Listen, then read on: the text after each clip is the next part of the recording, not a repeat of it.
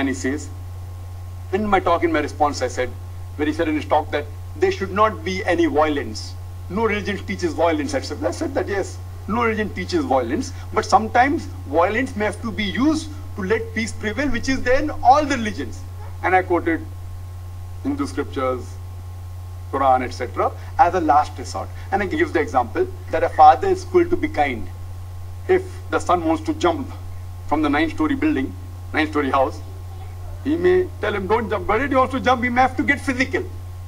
He may have to shout at him, he may even have to slap him. But the father is called to be kind, violent, so that it is beneficial for the other person. So when he came, he said that people sometimes compassionate and they don't realize while being compassionate, they harm the other person. And he gives the example that if a person wants to jump, you want to help him, it's no problem, but don't jump on his neck. If you jump on his neck, you may kill him. No, this is kutarka. Illogical. I said that the father may slap him. Where did I say the father will jump on his neck? The father doesn't have to jump on his neck. But the father may have to use little bit violence. May have to shout at him, verbal violence. May have to slap him, physical violence. He slaps him, which is a small loss to prevent him from dying. But he goes out of the way and says, you don't have to jump on his neck. Who said you have to jump on his neck? Slapping is not jumping on the neck. So by giving this example, there is kutarka, what he says, illogical. And further, in his response, in his rebuttal, he gives the example that once there was a conference of doctors discussing on pain, and they discussed for hours and hours together. Then an elderly man comes and hits them. He says, now do you get pain? Now you have experienced pain.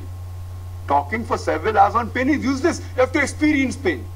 So it sounds very logical, but kutarka, illogical. Why? I'll give you the reason. The doctors have gathered there for pain, what? Not to experience pain, to solve the problem of pain. So that means I have to say that if you're a heart specialist, first you have to get a heart attack, then only can you be a heart specialist. Otherwise you can't be. So if you're a diabetologist, you have to first have diabetes, and then only can you cure diabetes, otherwise you can't. Illogical. Kutarka. Illogical.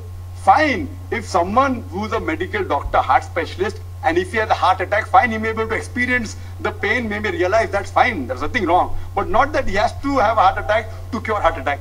The doctors have come there to cure pain, to try and find a solution of pain. If they experience, no problem, but that doesn't make experience is sufficient. That means a person who has a heart attack will be a better doctor than a cardiologist. That means the patient who has a heart attack should say, now I experience pain, what doctor will do to me?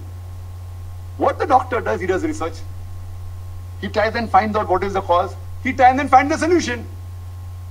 If you can experience, fine. I'm not against it. But to say experience is a must. Experience is not the only thing. It's one thing which may help you. But the main thing is trying to research. Because doctors have gathered for finding a solution to the problem. So finding a solution to the problem is important, not that you have to have that problem. Same with anthropomorphism. Mohammedan God doesn't have to become a human being to know what is good or bad for the human being. He's the creator. What does he do? He writes an instruction manual. And I said in my talk, the best instruction manual is the glorious Quran. So not that you have to experience pain. And after I finished his response in the question answer session, many times he interrupted me and gave other things. And one of the things he mentioned after I mentioned about, the question was posed to me about rebirth. Does Islam believe in rebirth? And I gave the answer, quoting the Hindu scriptures, Bhagavad Gita, Vedas, quoting the Quran, that Punarjanam means next life. Next life, hereafter that we believe, but not life, death cycle. It is nowhere in the Vedas. He comes after I finish my answer and says that I would like to reply to the previous question. And he says that today science has advanced and we have known that consciousness can be there, and indirectly telling that science has thermodynamics, etc. I am a medical doctor. In no medical book have I ever read about next life, about death, birth. Which science book is it? There may be hypotheses. There are many hypotheses like that in the scientific world, and many theories. That doesn't mean we have to agree with it. If it is a scientific fact, in every medical book it would have been mentioned there that there is birth, death, rebirth. death, again rebirth, hypothesis. And he said that many people can remember of the previous lives, including myself, he said. And he said that at the age of 4, he could recite the complete Gita. At the age of 4, if he could recite complete Gita, why did he do it in the talk? I am quoting the references.